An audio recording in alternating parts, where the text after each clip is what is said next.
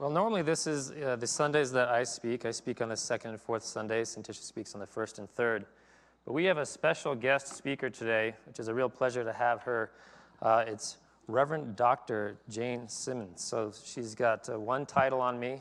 She's got the doctor, and I have no interest in trying to go through all the work it requires to achieve that. But she's a very special person. She's a co-minister in Unity Spokane, not Spokane. I was corrected after the first service. It's Spokane with her husband, Gary, and the two of them are really pioneers in this movement right now. Not pioneers as in they're around forever, pioneers as in they are pushing this movement forward in a huge way.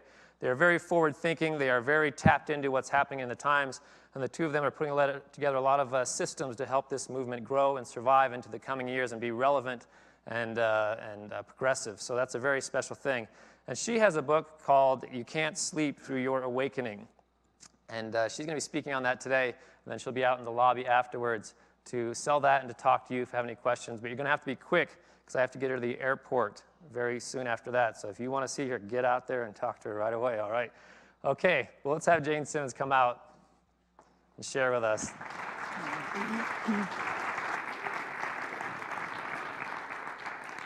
Thank you, Shad. Well, good morning. It is wonderful to be here.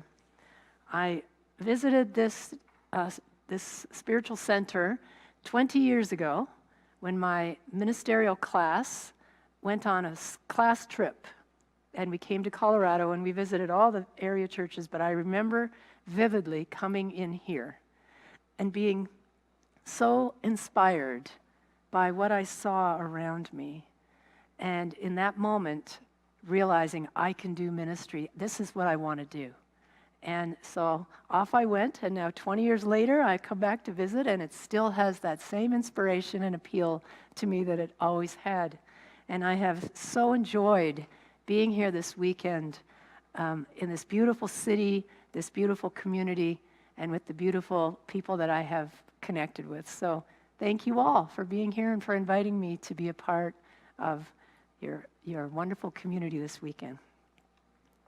So I'm going to start with a question. Is everybody wide awake? Anybody still sleeping? No. Because this morning, that's what we're going to be exploring, what it means to be spiritually awake. And the truth is that you can't seem to sleep through this awakening. It'd be nice if we could just kind of wake up and, oh, it happened. But as the Armenian spiritual teacher Gurdjieff tells us, you can't unconsciously become conscious. Can't unconsciously become conscious. So what is it that we want to become conscious of? Well, Julia Cameron, who is the author of The Artist Way and other books, how many of you are familiar with Julia Cameron's work? This is what she says: we are spiritual beings with spiritual business to transact on this physical plane. And I love that. I love that idea that we have spiritual business to transact. Do you feel that in your own life? That you are a spiritual being and you've got spiritual business to transact while you're here. Because when we forget that, we end up sleepwalking through life. It's like we skim the surface. We never plumb the depths of this amazing experience we call living. As the poet Diane Ackerman writes, a shallow life creates a world as flat as a shadow. A shallow life creates a world as flat as a shadow. Spoiler alert, we're going to talk about the shadow a little bit today. So we are not here to sleepwalk through life. We are here to dive deep, to wake up to who we've come here to be. Spiritual beings with spiritual business to transact. In the Buddhist tradition, there's a story told that is comparable to the prodigal son.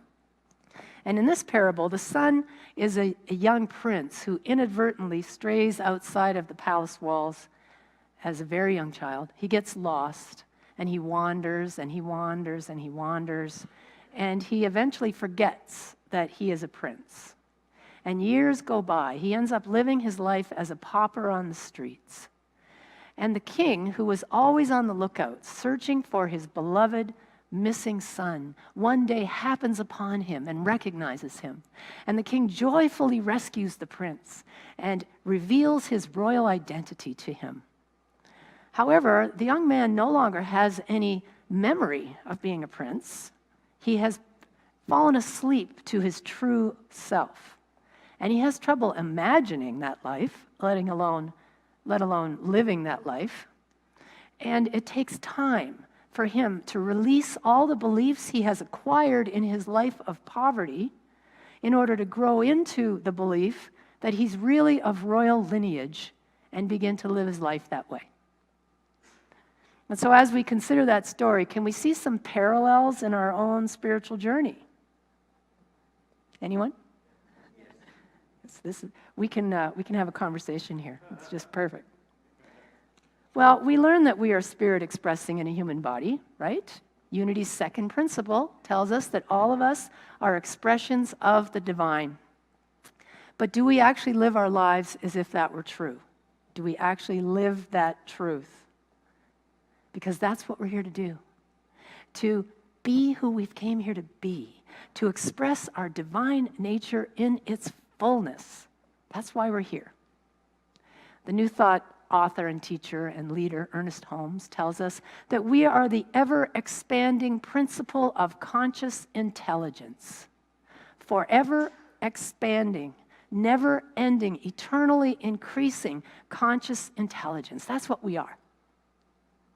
And so when you look at yourself in the mirror in the morning, do you say, "Good morning, ever-expanding conscious intelligence"? That'd be a good way to start our day, wouldn't it? I invite you to turn to someone nearby you and say, "Good morning, ever-expanding conscious intelligence."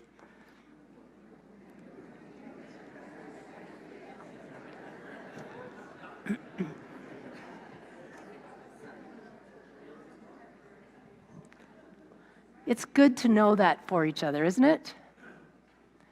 However, knowing spiritual principle is a far cry from living spiritual principle. Would you agree with that? Yes. So we need to put principle into practice if we want to see transformation in our lives. We can't just know about it. We have to live it. From the book Zen Judaism, it's a delightful mix of Zen and Jewish wisdom blended together. It says this: "To study the self is to forget the self. To forget the self is to experience the complete dropping away of body and mind." Now that's the Zen part. The Jewish portion reads, "The difficult part is keeping body and mind off after you've dropped them. Many people gain back body, mind, and an additional 15 pounds. Now, it's written, tongue-in-cheek, but it really points out something to us, that this expression of being who we've come here to be is a moment-by-moment experience of returning to that awareness of who we truly are, becoming aware of the baggage that we may have accumulated that is keeping us from experiencing life in that way, keeping us from really seeing the truth of who we are. So what keeps me dozing away? Well, to begin with, I'm not even aware that I'm sleeping. I seem to be awake. I'm conscious of my surroundings. I'm not comatose. And yet, what else is going on around me that I'm unaware of? When you think of things like radio waves and ultraviolet light rays and dog whistles, there's much that happens that's undetected by the human senses. In fact, research tells us, we talked about this yesterday at the workshop, that there are 400 billion bits of information available to us right now to be accessed. 400 billion bits. Now, I don't know who does all that counting, but I'm going to trust that they're right. However, our brains can only take in 2,000 bits in any given second. 400 billion, 2,000. That's a whole lot of bits that we're unaware of. And we're hardwired for this because the brain is a sensory organ. It's designed to interpret and classify our experience on the physical plane for us. So if all 400 billion bits were suddenly available to us, what would that be like? Can you imagine? To paraphrase Emily Dickinson, the truth must dazzle gradually, or every person could go blind. That kind of says it for me. So we need some kind of governing dynamic to help us manage the experience of living in the physical realm. And that's all well and good, but the problem for us begins when we forget that we are experiencing a slice of life solely through the human senses, and that we think that's all there is. You see, we forget that there's more. So what else are we unaware of? What else is happening that we're unaware of? Well, are you up for a scientific experiment this morning? You don't even have to wear a white lab coat or anything, and you can just stay in your seats. So to do this, I'm going to ask you to look down at your foot, and while you watch your foot, just lightly tap it on the floor. So watch it while you're doing it. Now, does the visual perception of your foot hitting the floor match the sensation of your foot hitting the floor? In other words, can you see and feel your foot hit the floor at the same moment? Are you all having that experience? Yes, okay. Okay, you can stop. Congratulations, you have done the impossible. And it's not even noon yet. Awesome. And why is that? It's because the speed of light is massively faster than the synaptic conduction times needed to get that message from the foot to the brain. So you should see it happen before you feel it happen, and the lag should be noticeable. There's even a name for this phenomenon. It's called delay in antedating hypothesis paradox. You can Google that one. And there are many thought-provoking theories as to why this happens, but the explanation I find most intriguing, and that makes the most sense to me, knowing what I do about brain research, is that both of those events are happening at different times, but are experienced together. In other words, the brain is editing our experience all the time, making it synchronize. But it doesn't tell us that it's doing it. So there is stuff that we're happening that we're unaware of. Our mind edits our experience for us in order to interpret and make sense of our world, but it neglects to tell us that it's doing so. And it has selective editing, you see. It focuses on what's ours to focus on, rather than trying to make sense of the 400 billion bits. So here's the big question. How does it know what 2,000 bits to let in? What is that editing process? What's the governing agent? Well, it turns out that the editing that happens depends on our own internal filtering system through which we view our world. And that filter arises from limiting beliefs that we took on at a very young age, sometimes even pre-verbal.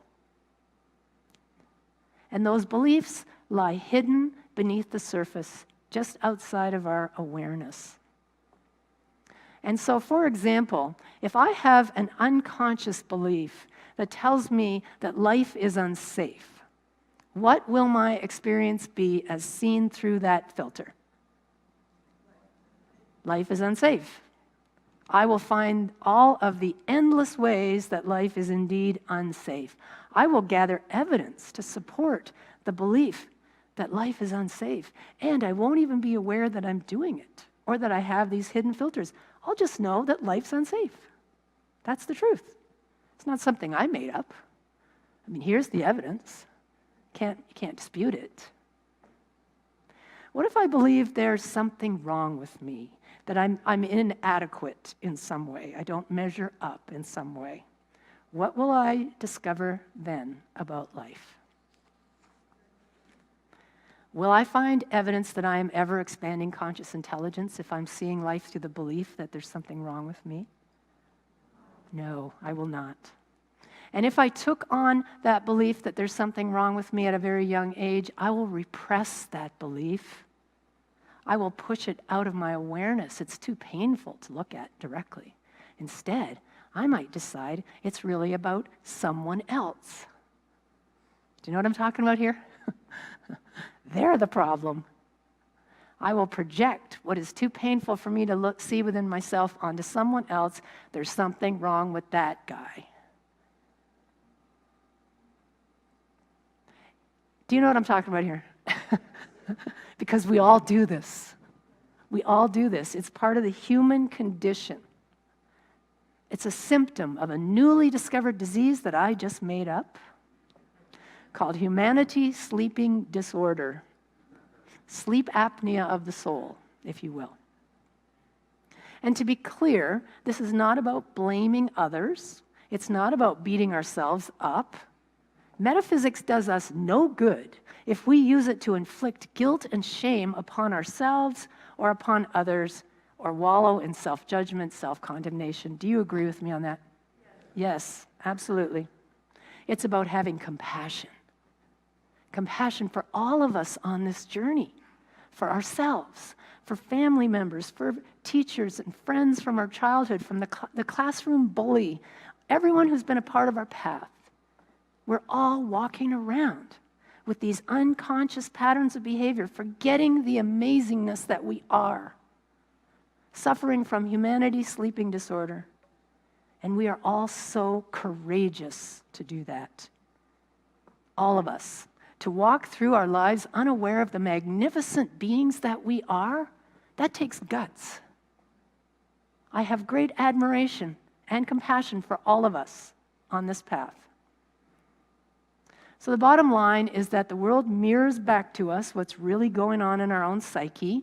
And when we have these unconscious, disowned parts of ourselves that we don't think are acceptable, it's called the shadow, we can repress them so that they're not in our conscious awareness, and then we often project them out onto the world and attribute that to be the problem.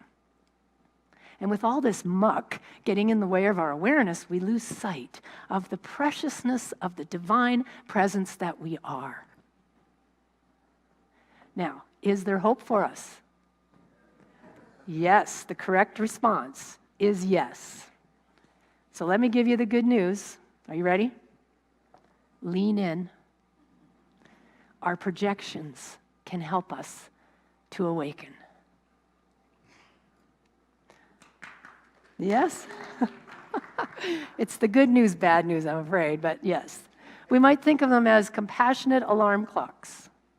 Because when I make a judgment about someone else, or I have a triggering moment from someone else's words or behavior, that is a pivotal, awakening moment for me if I choose to use it that way. You know, we can pray, we can meditate, we can read, we can go to workshops and retreats and classes to learn spiritual principle. I love that stuff. I live for that stuff.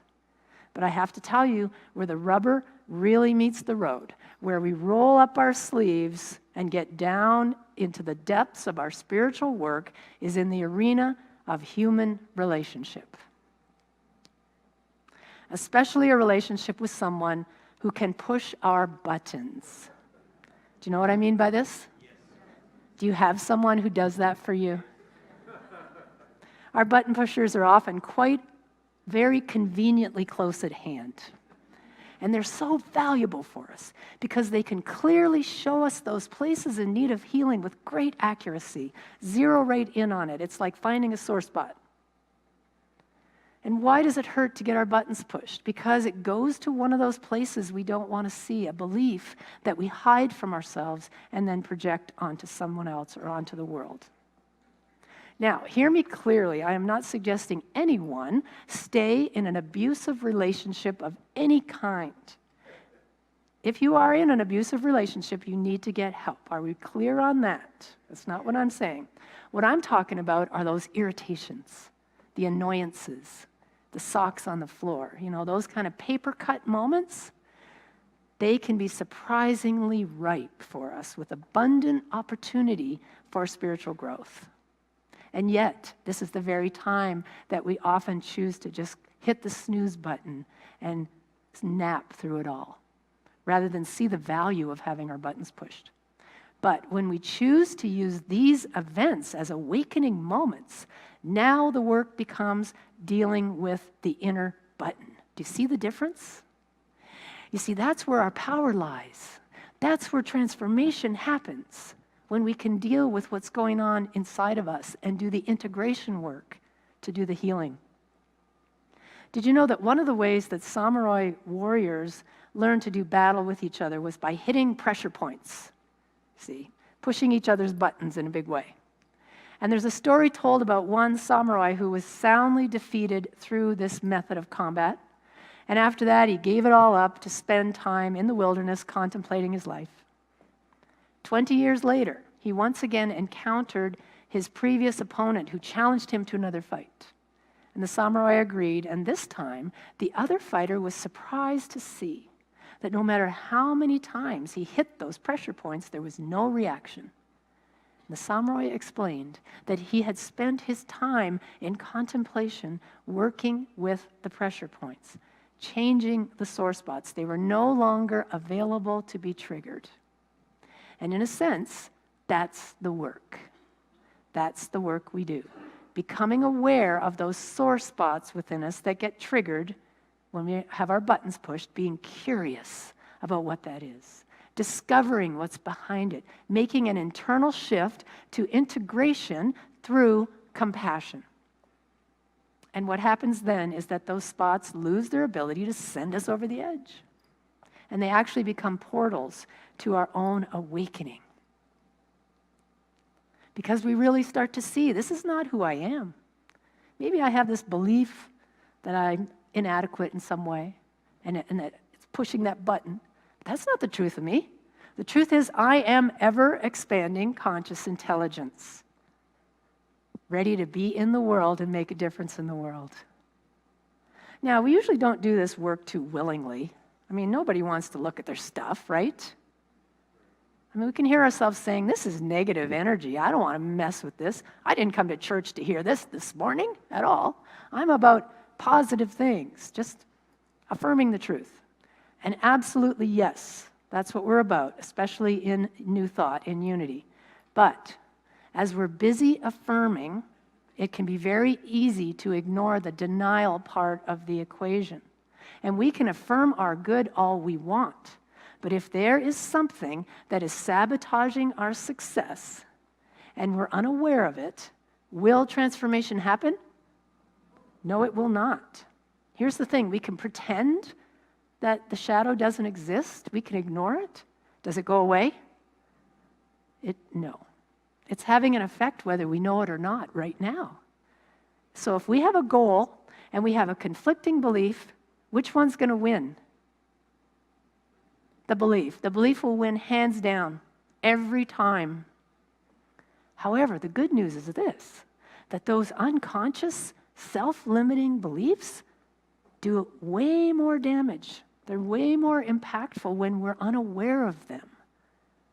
See, they cause a lot more havoc in our lives when they're under the surface than when they're brought into the light of day and looked at with compassion and kindness.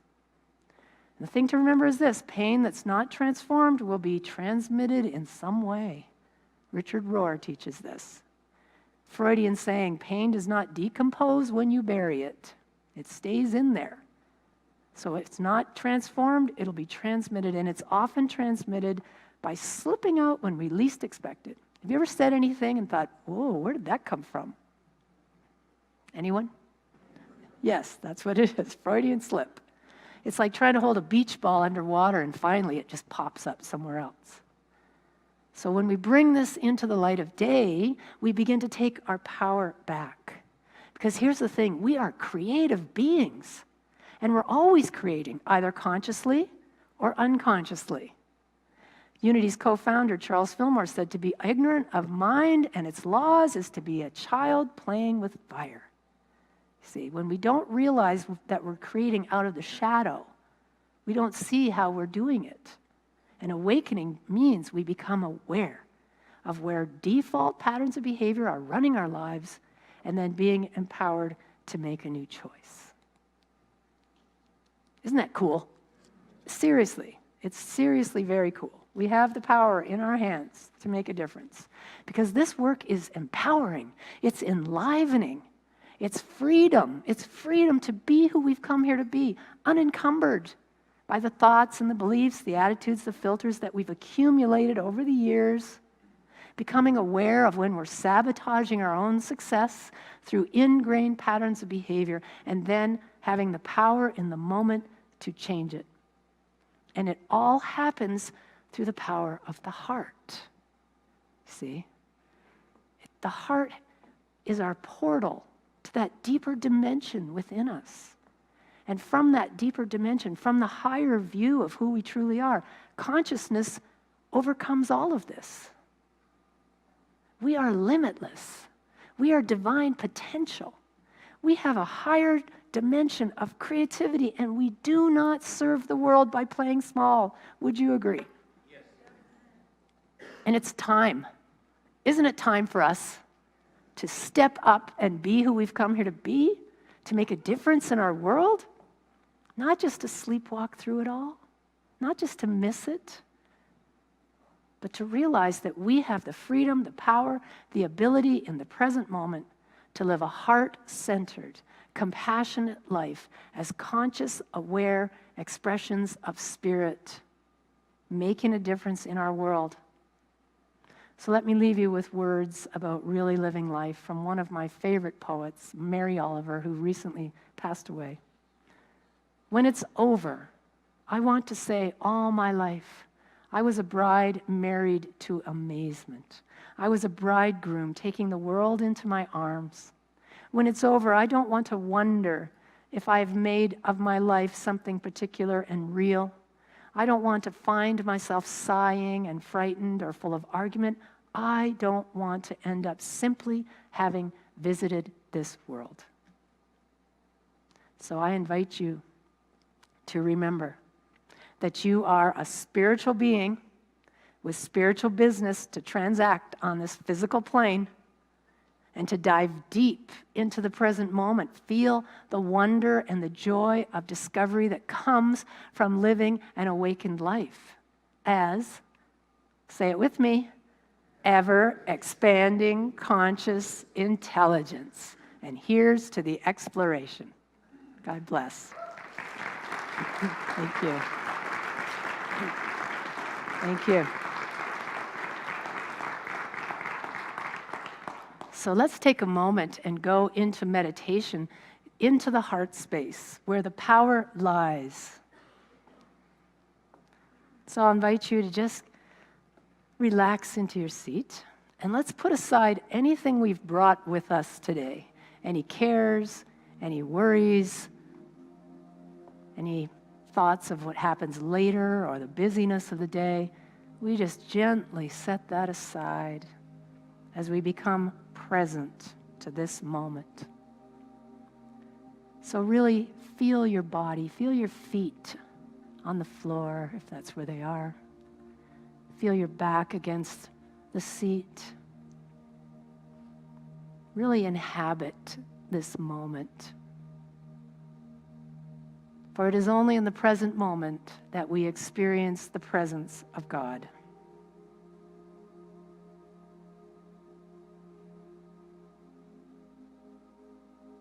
And as we become present, we begin to follow the breath in and out.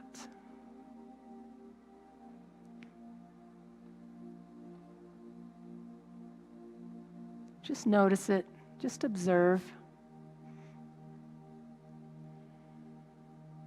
And let each breath anchor you even more deeply into the now moment. Feel yourself rooted and open and willing to the power within you to come forth and be expressed. And as we continue following the breath, imagine breathing right into your heart space. And if you want to put your hands on your heart, you can go ahead and do that. Just imagine breathing right into your heart. And as you do, bring into your mind's eye someone or something that you deeply appreciate and care about. It could be a person, a beloved partner, a grandchild, a grandparent, a friend. It could be a pet that you love deeply, or a cherished memory that brings you joy. Choose something that activates the feeling. You don't want to just think about it. You want to feel it. So continue breathing into the heart and allow that feeling of appreciation to warm your heart.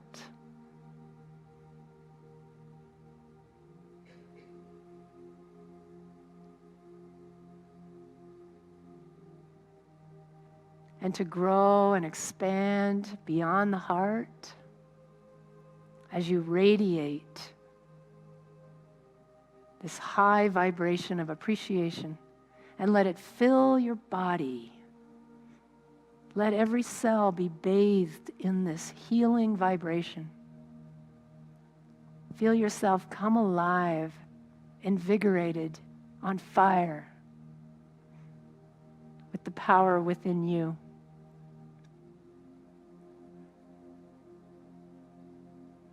And now we breathe into the heart and we allow that feeling to grow and expand beyond the body.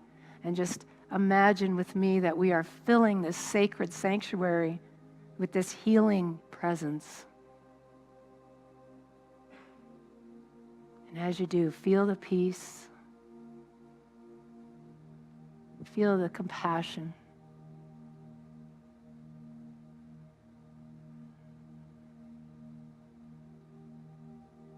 Feel the harmony. And know that you are here to be the one unto your life to make the difference, to bring peace where there is none, to bring compassion into the world, to bring kindness into your life, and to help create a world that works for all. And as we breathe into the heart and we allow this feeling to expand even more, it goes beyond the walls of this community.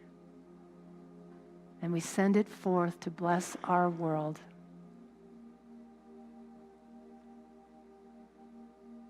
Feel the holiness of this moment as you become an expression of the one, an inlet and an outlet of the divine, connected at the depths of your being to the source of all healing, of all wisdom, of all love. And as we continue breathing into the heart, radiating it out, we enter the silence together.